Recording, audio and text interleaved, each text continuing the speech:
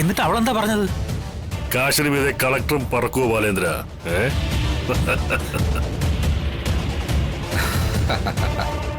China colony പൊളിക്കാൻ ശാലിനി മേഡത്തിന്റെ വക പച്ചക്കുടി. എടാ വാടാ മക്കളെ അങ്ങോട്ട്.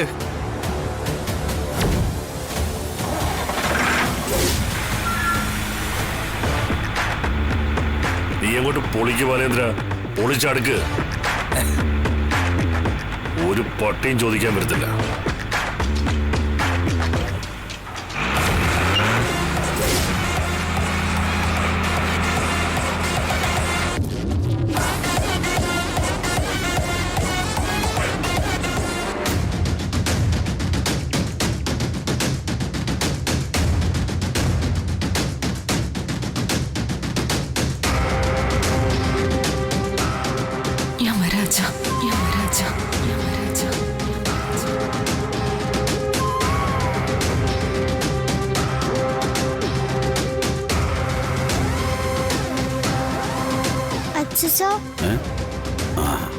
അച്ഛാ, ആ ബാഡ് ഗേൾ പിന്നെയും വന്നു.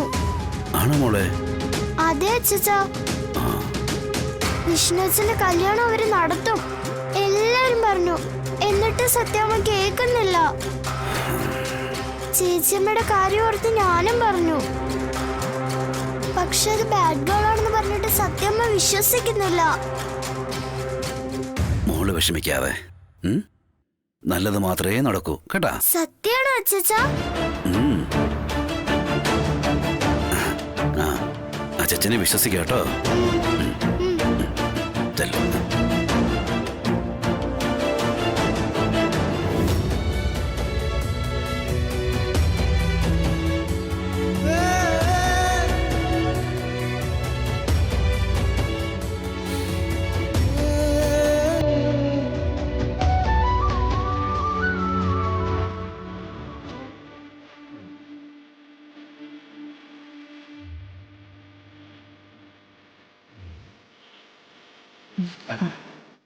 എന്തായാലും നേരത്തെ എല്ലാവരും എത്തിയത് നന്നായി.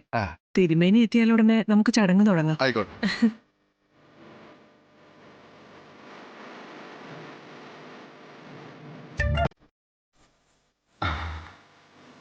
ആ തിരുമേനി എത്തിയല്ലോ. വരണം തിരുമേനി, വരണം.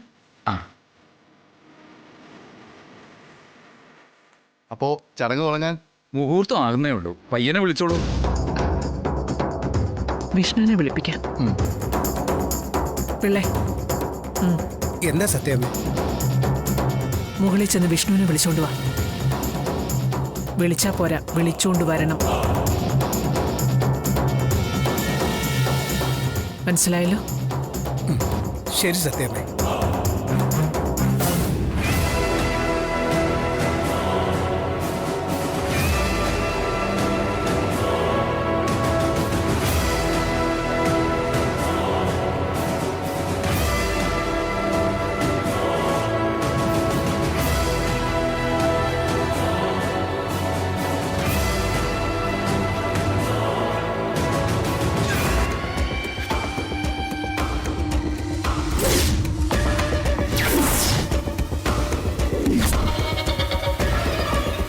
ഈ കുരുപ്പിന് ഇത്തിരി കുഞ്ഞായ്മ കൂടുതലെന്ന് തോന്നുന്നു.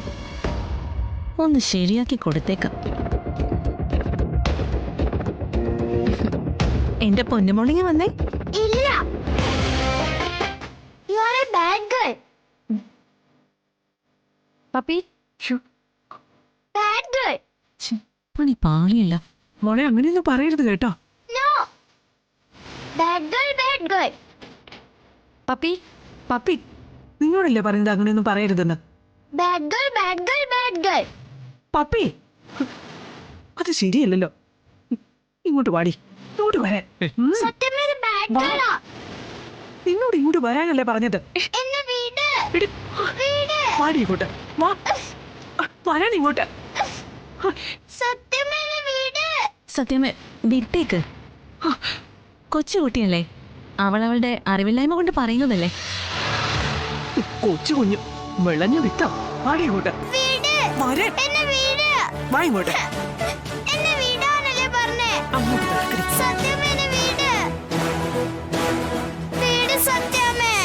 അങ്ങോട്ട് നടക്കണേ. നിന്നെ ഇന്ന് ഞാൻ വീട് എന്നെ. എന്നെ വീട്. നടക്കണേ ഇങ്ങോട്ട്.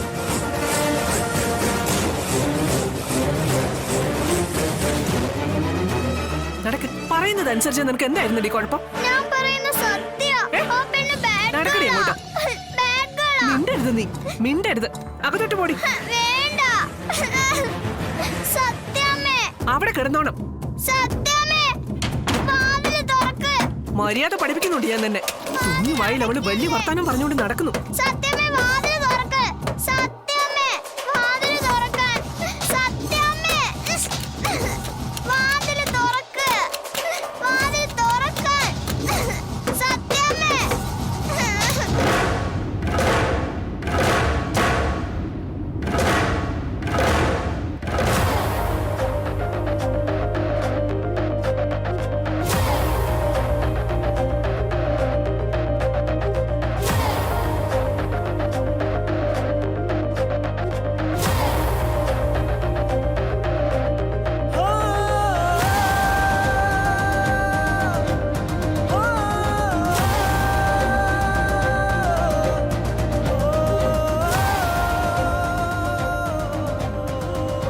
കുഞ്ഞെ, അമ്മ വിളിക്കുന്നു. നിങ്ങൾക്ക് മനസാക്ഷിയുണ്ടോ പിള്ളച്ചേട്ടാ? ഈ വീട്ടിലെ കാര്യസ്ഥനായിട്ടല്ല, ഈ വീട്ടിലൊരു അംഗമായിട്ടാണ് ഞാൻ നിങ്ങളെ കണ്ടിട്ടില്ലേ. എന്റെ അച്ഛനെ പോലെ സ്നേഹവും ബഹുമാനവും തന്ന് ആദരിക്കുന്ന ഒരാളാ നിങ്ങൾ. നിങ്ങൾക്ക് എങ്ങനെയാ ശാലിനിക്ക് പകരം മറ്റൊരു പെൺകുട്ടിയായിട്ടുള്ള നിശ്ചയം നടത്താൻ താഴേക്ക് വിളിക്കാൻ വരെ മനസാക്ഷി അനുവദിച്ചത്? കുഞ്ഞു പറഞ്ഞത് ശരിയാ. കുഞ്ഞു മാത്രമല്ല, ഈ വീട്ടിലുള്ളവരൊക്കെ എന്നെ ഒരു അംഗത്തെ പോലെയാ കരുതുന്നേ. ഞാൻ തിരിച്ചും അങ്ങനെയൊക്കെ തന്നെയാ ഓരോരുത്തരെയും സ്നേഹിക്കുകയും ബഹുമാനിക്കുകയും ഒക്കെ ചെയ്യുന്നത്. പക്ഷെ ഇങ്ങോട്ടുള്ള ബന്ധം അങ്ങോട്ടുള്ളതുപോലെ അല്ല കുഞ്ഞെ. ശമ്പളം തരുന്നവർക്ക് എപ്പോ വേണമെങ്കിലും അത് കൈനീട്ടി വാങ്ങുന്നവരുമായിട്ടുള്ള ബന്ധം മുറിക്കാം. മുതലാളിക്ക് സന്തോഷമായുള്ള കാര്യം പറയുമ്പോൾ നമ്മൾ അവർക്ക് സഹോദരനും ഏട്ടനും ഒക്കെ ആവും. പക്ഷേ അവര് ചെയ്യുന്ന കാര്യങ്ങൾ ശരിയല്ല എന്ന് പറയുകയോ ഉപദേശിക്കുകയോ ചെയ്താൽ താൻ ഒരു ശമ്പളക്കാരനാണെന്ന് മറക്കണ്ടെന്നും നിലയ്ക്ക് നിൽക്കാനും പറയും. ആ അകല ഇട്ടോണ്ടേ പാവങ്ങൾക്ക് മുതലാളിമാരുടെ വീട്ടിൽ ജോലി ചെയ്യാൻ പറ്റൂ. കുഞ്ഞിന്റെ സങ്കടം കണ്ടിട്ട് പലപ്പോഴും എന്റെ ചങ്ക് പൊടിയാറുണ്ട്. സത്യം പറഞ്ഞ എനിക്ക് ഇതുപോലൊരു മോൻ ഉണ്ടായിരുന്നെങ്കിലെന്ന് ആഗ്രഹിച്ചിട്ടുണ്ട്. ഉണ്ടായിരുന്നെങ്കിൽ പൊന്നുപോലെ നോക്കിയേനെ ഞാൻ. മോന്റെ ആഗ്രഹങ്ങളൊക്കെ സാധിച്ചു കൊടുത്തേനെ, എന്റെ നിലയ്ക്ക് പറ്റുന്ന പോലെ ഒക്കെ. അച്ഛനമ്മമാരുടെ മനസ്സ് കണ്ട് അതനുസരിച്ച് ജീവിക്കാൻ ശ്രമിക്കുകയും ചെയ്യുന്ന ഇങ്ങനൊരു മകനെ ഇന്നത്തെ കാലത്ത് കണി കാണാൻ പറ്റൂ. ഇപ്പൊ കുഞ്ഞിനെ വിളിക്കാൻ വന്നിരിക്കുന്നത് ഇവിടുത്തെ ശമ്പളം കൊണ്ട് കഴിഞ്ഞു പോകുന്ന ഒരു അത്താഴ പട്ടിണിക്കാരനാ കുഞ്ഞ്. രമണൻ പിള്ളയല്ല. ആയിരുന്നെങ്കിൽ ഈ പടി കയറി മുകളിലേക്ക് വരില്ലായിരുന്നു ഞാൻ. സത്യമ്മയോട് 4 വർത്താനം പറഞ്ഞ് പടിയിറങ്ങി പോയേനെ.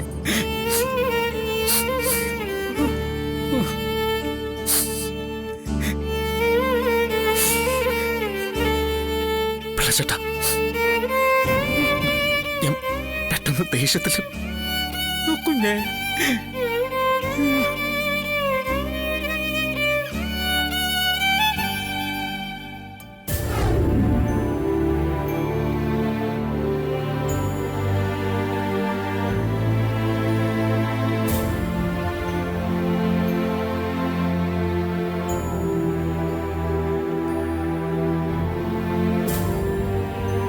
ശാലിനി വരുമെന്ന് പറഞ്ഞിട്ട് കബളിപ്പിച്ച് കളഞ്ഞല്ലോ.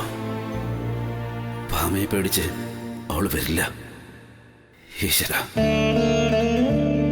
ശാലിനി വരാതിരുന്ന മതശ്രീയായിട്ടുള്ള വിഷ്ണുവിന്റെ വിവാഹം നിശ്ചയം നടക്കുകയും ചെയ്യും.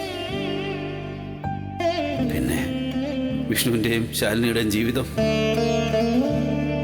എത്ര കുതിച്ചതാ എന്റെ കുഞ്ഞുങ്ങൾ നല്ലൊരു ജീവിതത്തിന് വേണ്ടിയിട്ട്. മറക്കാൻ പറ്റില്ല. എങ്കിൽ ഞാൻ നിന്റെ അച്ഛൻ കൂട്ടിക്കൊണ്ടുവരോടാ അവളെ. വിഷ്ണു എന്റെ പ്രാണനാ.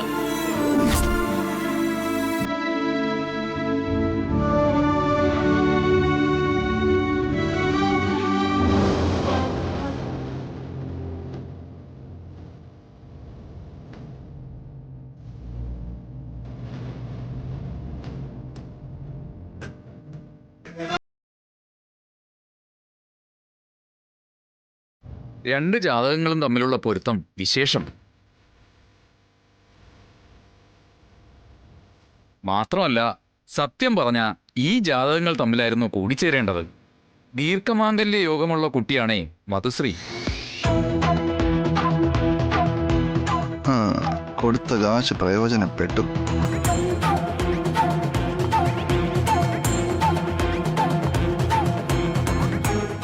തിരുമേനി കഴിഞ്ഞ ബന്ധത്തില് ജാതകം നോക്കാൻ പോലും പറ്റിയില്ല. അങ്ങനെ പറഞ്ഞു തള്ളേണ്ട സത്യാമ്മേ. ദൈവങ്ങൾക്ക് പോലും ഉണ്ട് നല്ലതും മോശവുമായ കാലങ്ങൾ. സാക്ഷാൽ ശ്രീ പരമേശ്വരന്റെ ആദ്യ ഭാര്യ സതിക്ക് അഗ്നിയിൽ ജീവത്യാഗം ചെയ്യേണ്ടി വന്നില്ലേ?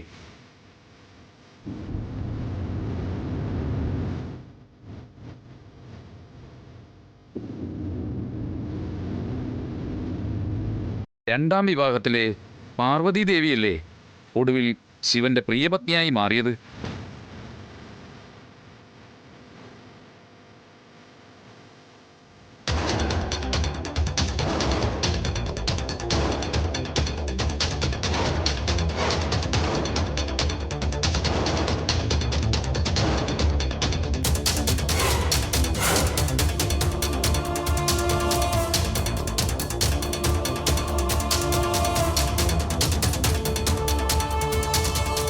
സത്യമേ, നമുക്ക് ചടങ്ങ് തുടങ്ങിയാലോ? തുടങ്ങാലോ. ഞാൻ രാഘവേട്ടനെ ഒന്ന് വിളിച്ചോട്ടെ.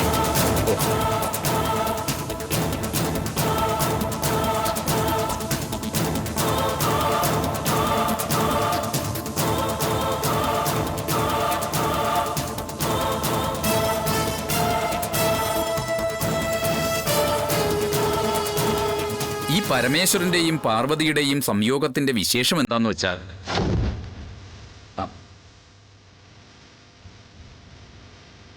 പറഞ്ഞോളൂ തിരുമേനി. അതൊക്കെ പിന്നെയും പറയാമല്ലോ. ശിവനും പാർവതിയും അവിടെ തന്നെ ഉണ്ടല്ലോ.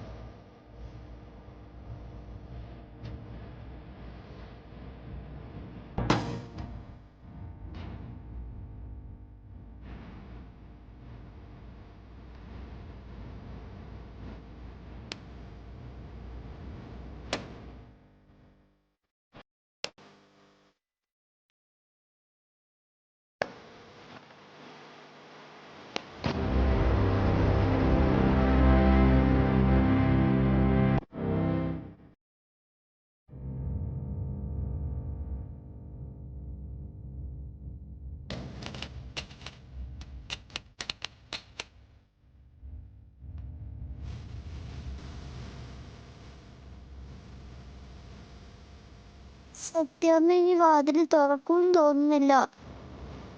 വിഷ്ണുച്ചൻ ആ ബാഡ് ഗേളുമായിട്ടുള്ള വിവാഹ നിശ്ചയം നടന്നു കാണുമോ?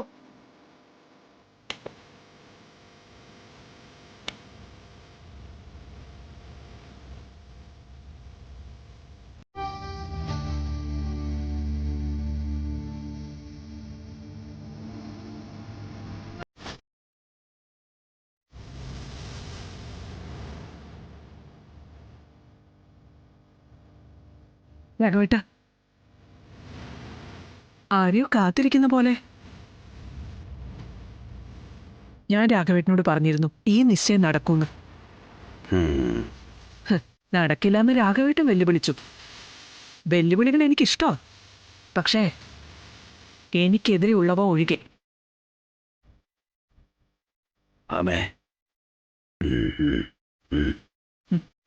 രാഘവേട്ട, ജയിക്കാൻ വേണ്ടി സത്യഭാമ ഏതറ്റം വരെയും പോകുന്ന രാഘവേട്ടൻ അറിയാലോ. ജയിച്ചു അല്ലേ? അതേപോലെ തന്നെ. തോക്കുന്നതിൽ വിഷമമൊന്നും വേണ്ട, ഭാര്യയുടെ മുമ്പിലല്ലേ. അല്ല, ഇന്നലെ ഒരു അർദ്ധനാരീശ്വര സങ്കല്പം പറഞ്ഞിരുന്നല്ലോ. ഇത് ജയിച്ചത് രാഘവേട്ടൻ തന്നെയാണെന്ന് കൂട്ടിക്കോളൂ. ഇപ്പൊ രാഘവേട്ടനൊന്ന് എഴുന്നേറ്റെ. ഒന്ന് എഴുന്നേക്കണ്ടേ രാഘവേട്ട. മല്ലയുദ്ധം കഴിഞ്ഞിട്ടായാലും എതിരാളികൾ ഗോതിയിൽ കൈകൊടുത്തു പിരിയുന്ന ഒരു പതിവുണ്ട്. എഴുന്നേക്കുന്നേ.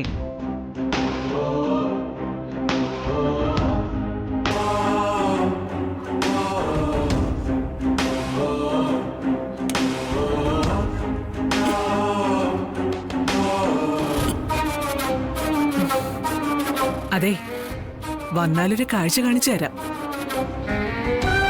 ദേ, സത്യഭാമയുടെ വിജയാഘോഷമായി കാണണ്ട. മകന്റെ വിവാഹ നിശ്ചയമാണെന്ന് കൂട്ടിക്കോ. രണ്ടും ഒന്ന് തന്നെ.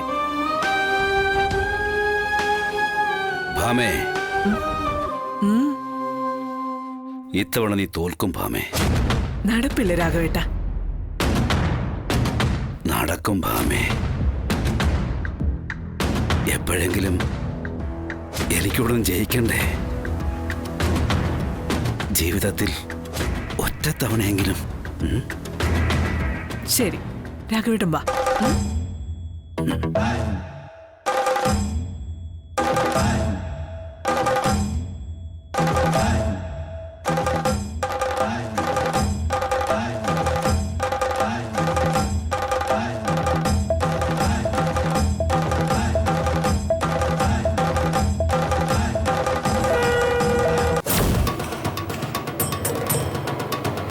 വത്സേ, രമണി, ഖദീജ, സിസിലി, വരുന്നടി. നിങ്ങളുടെ എല്ലാവരുടെയും കുഞ്ഞുങ്ങളെയും കൂട്ടിക്കോ. എനിക്ക് പണിയായി തോന്നുന്നു. എങ്ങോട്ടടി നീ? കിട്ടിയത് പോലെ എനിക്ക്. ആ നിൽക്കുന്ന ഞാറുവാലി ചെക്കൻ എന്റെ മുഖത്തൊന്ന് ഞോണ്ടിയതാണ് സാർ ഉദ്ദേശിച്ചത്. ഇവനേക്കാളും വലിയ ഗുണ്ടകളുള്ള സ്ഥലമാ സാറേ ചൈന കോളനി. അവരുടെ ഒരു കായ്ക്ക് തികയത്തില്ല ഇവൻ. ചെറുക്കനെ മൂപ്പ് കുറവാ. കിട്ടാനിരുന്നതിന്റെ പലിശയടക്കം ചേർത്ത് ഞാൻ അവന്റെ കവളത്തൊന്ന് കൊടുത്തിട്ടുണ്ട്. പല്ലിളകിയിട്ടുണ്ടോന്നേ സാർ അവനോടൊന്ന് ചോദിച്ചു നോക്ക്. വലിയ ഗുണ്ടാ നേതാക്കന്മാരുടെ കഥ പറഞ്ഞല്ലോ നീ. എന്നിട്ട് എവിടെയോ അവന്മാരൊക്കെ വാരി ചുരുട്ടി ഓടിയോ? അത് സാറിനെ പോലെയുള്ള ആണുങ്ങളുടെ ബോധക്കേടാ. വീടും കുഞ്ഞുങ്ങളെയും കാക്കാൻ എപ്പോഴും പെണ്ണുങ്ങളെ കാണത്തുള്ളൂ സാറേ. ഇപ്പൊ തന്നെ കാക്കിയും തൊപ്പിയിട്ട് സാർ ഇവിടെ ഞെളിഞ്ഞങ്ങ് നിപ്പുണ്ടല്ലോ. എന്നാലും സ്വന്തം വീട്ടിലിപ്പോ എന്താ നടക്കുന്നതെന്ന് സാറിന് പറയാൻ പറ്റത്തില്ല. അത് പറയാൻ ഒരു പെണ്ണിനെ പറ്റൂ സാറേ. ഓ, ചൈന ഗോളിലെ പെണ്ണുങ്ങളുടെ മഹത്വം നീ മുമ്പൊരിക്കൽ പറഞ്ഞല്ലോ. ചൈന ഗോളിലെ പെണ്ണുങ്ങൾ കൈവച്ച നാറുവന്ന്, പിന്നെ തേച്ചാലും കുടിച്ചാലും പോവില്ലെന്ന്. എടീ, ആ കോളനി തന്നെ ഞങ്ങൾ ഇനി എടുക്കാൻ പോവടി. ചൈന കോളനി ഇനി ചരിത്രം. അതിന് ചൈന കോളനിയിലെ പെണ്ണുങ്ങളും കുഞ്ഞുങ്ങളും ചാവണം സാറേ. ഞങ്ങളുടെ ശവത്തെ ചവിട്ടിയേ ഈ കോളനിന്ന് ഒരു കട്ടയോ കല്ലോ ഇളക്കാൻ പറ്റൂ. ഉറപ്പാണോ? ഹാ, ഉറപ്പാ സാറേ. ഇങ്ങോട്ടിരിക്കടി, പിള്ളേരെയും കൂട്ടിക്കോ.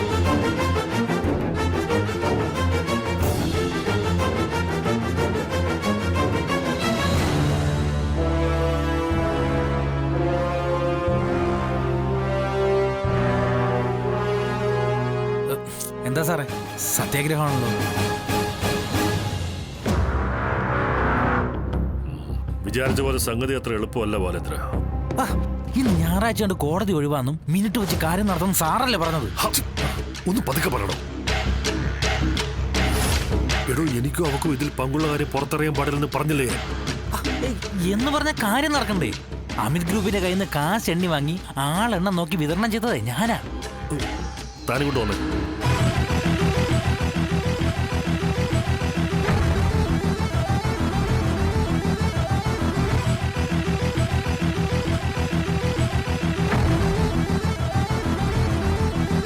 ബാലേന്ദ്ര, നിയമമായിട്ട് പറയുകയാണെങ്കിൽ നമുക്ക് ഈ കോളനി ഒഴിപ്പിക്കാൻ അവകാശമൊന്നുമില്ല. സംഭവം സർക്കാർ ഭൂമിയാന്ന് രേഖയാക്കിയിട്ടുണ്ട്. സർക്കാർ ഭൂമിയിലെ നിർമ്മിതികളെന്ന നിലയിൽ നഗരസഭ ഇതൊക്കെ ഇടിച്ചു പൊളിച്ച് കളഞ്ഞാൽ പിന്നെ ഭൂമി നമ്മുടെ കയ്യില്ല. അത് പിന്നെ അമിത് ഗ്രൂപ്പിനോ നിന്റെ അമ്മായിയുടെ മോനോ ആർക്ക് വേണമെങ്കിലും മറച്ചു വയ്ക്കാം. പക്ഷേ സംഭവം പറഞ്ഞ് ചാനലുകാരോ മറ്റോ വന്നാൽ ഇതിന്റെയൊക്കെ അടിവേര് വരെ അവന്മാർ തോണ്ടിയെടുക്കും. അതുകൊണ്ട് കോടികൾ മുടക്കിയ പ്രോജക്റ്റ് വലിച്ചെറിഞ്ഞിട്ട് പോകണമെന്നാണോ സാർ പറയുന്നത്? എന്നല്ല ബാലേന്ദ്ര, ദേ അവരാ പ്രശ്നം.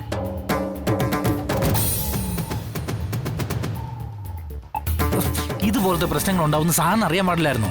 അവളുമാർക്ക് 2 കൊടുത്ത് കണ്ടം വഴി വായിക്കാൻ സാറിന്റെ പോലീസുകാർക്കും പറ്റില്ലേ? ഏയ് അത് പറ്റില്ല ബാലേന്ദ്ര. വേറെ സീനുണ്ട്. എന്താ? ഈ കളക്ടർ ഓഫീസിൽ നിന്ന് വിഷയത്തിൽ ഇടപെടും. അവര് പച്ചക്കുട്ടി കാണിച്ചെന്നല്ലേ സാറ് പറഞ്ഞത്? എടോ, ഇവളുമാരും കളക്ടറെ വിളിക്കാതിരിക്കാൻ വേണ്ടി ഞാനത് തള്ളിയതല്ലേ ബാലേന്ദ്ര. താനത് വിശ്വസിച്ചു. എന്നാ സാറ് വിട്ടേക്ക്. ദേ, ചോര കണ്ട അറപ്പ് മാറിയ പിള്ളേരെയാ ഞാൻ കൊണ്ടുവന്നേക്കുന്നത്. അവള് പറയും പോലെ ഒന്നും അല്ല. 2 മിനിറ്റ് കൊണ്ടേ സീൻ ക്ലിയർ ആക്കി തരാം. സാറിന്റെ കൂട്ടത്തിലുള്ള പോലീസുകാരൊന്നേ കണ്ണടച്ചെന്ന് മാത്രം മതി.